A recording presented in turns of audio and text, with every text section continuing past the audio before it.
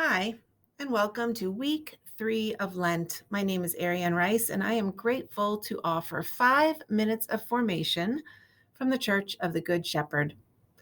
Today, I am going to be inviting us to try on a practice that has to do with choosing curiosity over judgment. Now, what do I mean by curiosity?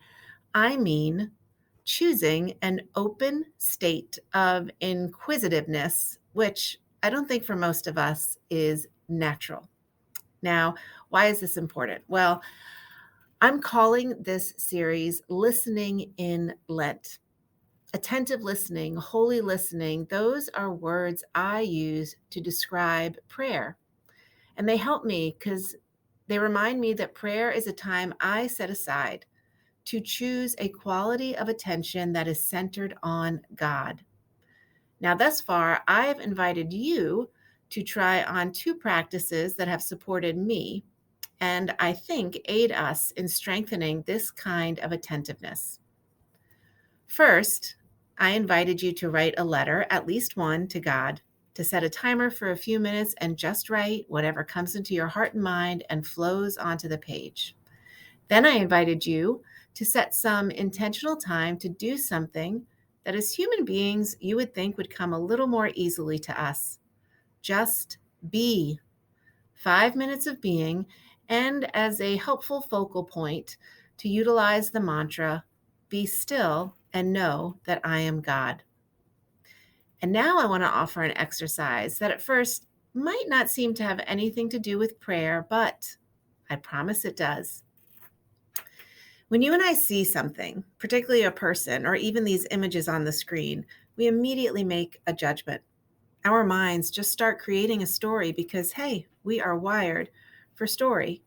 And I'm sure you've noticed that the same thing happens when you sit all by yourself in a quiet space and try to pray.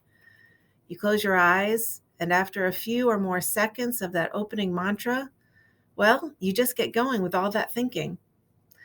So this exercise is all about getting a little bit better at noticing that thinking and choosing a different quality of attention. Because if we want to choose curiosity, particularly over judgment, then we need to practice noticing our judgments. So here goes.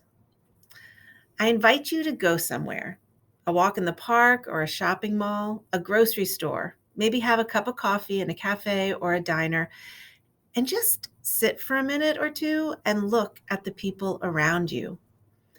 And as you see specific people, notice what your mind does. What assumptions do you make about this person? What characteristics do you automatically assign them? And notice in particular, my friend, if some of those thoughts, some of those assumptions or assessments, notice if they are critical or fall into a category of judgment. Just notice. What I'm asking you to do is to notice your thinking and then pause, acknowledge, and let it go. Don't go down that rabbit hole of that assumption or judgment. Don't keep going with the value judgment you are making. Simply return to the task of noticing. And if you're anything like me, you might notice that this practice stays with you. Noticing is a powerful form of attention.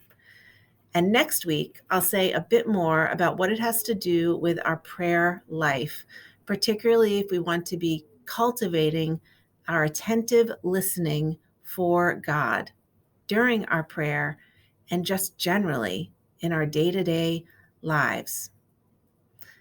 So blessings in Lent as we continue together growing our relationship with God.